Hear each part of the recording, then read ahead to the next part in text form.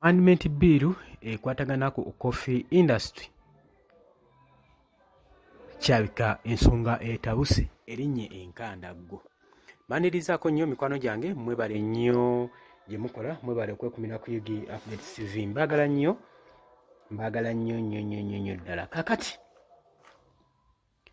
olunaku olw'eggulu mu Parliament ng'ababaka baraisinze okuba nga bawakanya amendment bill eno ekwatagana ku coffee regulation, okuregulatinga coffee industry mu Uganda. Ensonga eno yafudde mu buntu, kyola nabagambye nti no waliyo ensonga eyeekwesa emabega wa kino. Byavudde mu kubanga baagala kuregulatinga bill eno ne bituuka mu nsonga y'okuba nga birimu obusosoze mu mawanga. Speaker Anita Among olunaku olw'eggulu yawulikiddeko ng'akuba akaama ng'agamba kola ekisoboka kyonna kyonna nga Baganda tebawangula. Make sure that the Baganda don't win.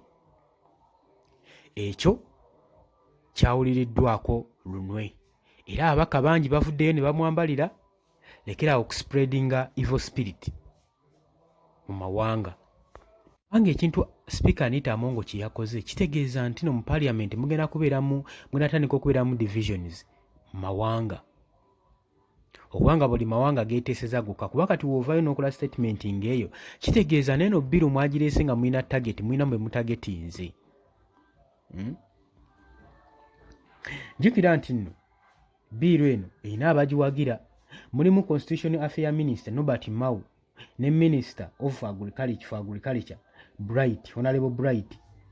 Bano bonna bafevalinga biru eno era abadde bakola kyamaanyi nnyo okwenkaleginga ba MPs okubanga basupportinga government n'ekirowoozo kyayo ekyokubanga bagiretinga coffee industry mu Uganda. Era bakkaatiriza nnyo nti zino reforms zijja kubanga ziyamba zijja ku improvinga n'okumanaginga UCDA, Uganda Coffee Development Agriculture.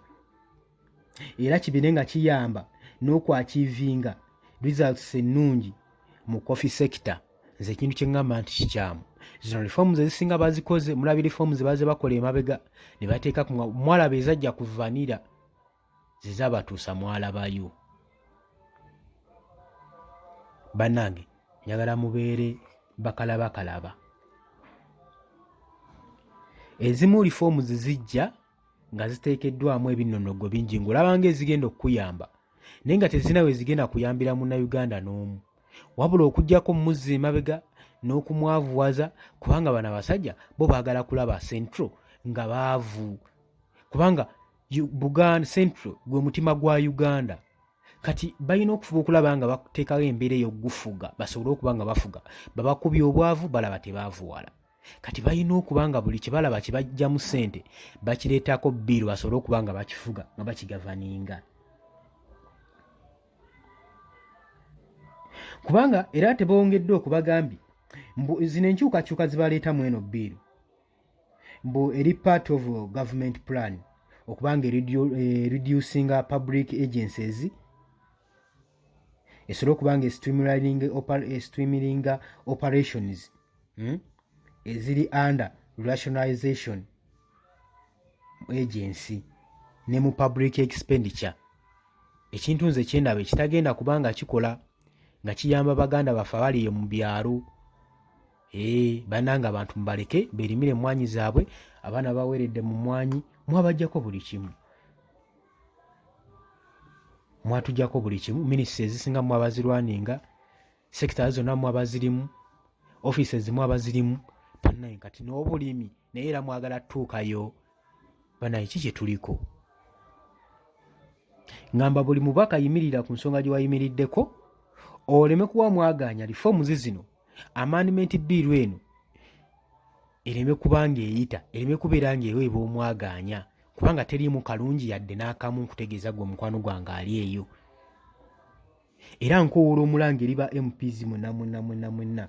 Ono Norbert Mao tabalima nti ali ku opposition, huyo baamuwadde ebifeeri ali mu kulya musimbi bano bamaze dde okufujjirira omusimbi kuba yono y'omu ye yaleeta n'agamba nti pulezidenti abeere nga alondebwa ba MPs kati omuntu aleeta ekiteeso ng'ekyo kitegeeza asobola batomeza ebintu bingi so mwenamwena abanaamuwuliriza kitegeeza mujja kuba temwawukanye na ndowooza ye mujja kuba temulina kye muyambye eggwanga mujja kuba temulina kye mugasse ku ggwanga ekyo tukibabuulira kubanga ke kasuwako kakoka ke tusigazza eno mu Buganda kamwanyi okulaba kwegamba buli muntu njagala buli muntu abeereko independent ng'osobola okufuga ku kintu ky'okola bannange naye mmwe muba mulaba nga kijja magezi kigoba bannayuganda magezi kigoba ba MPs kubanga bagenda kubeerako nga balaba bawulira jangu mu comment section okomentinge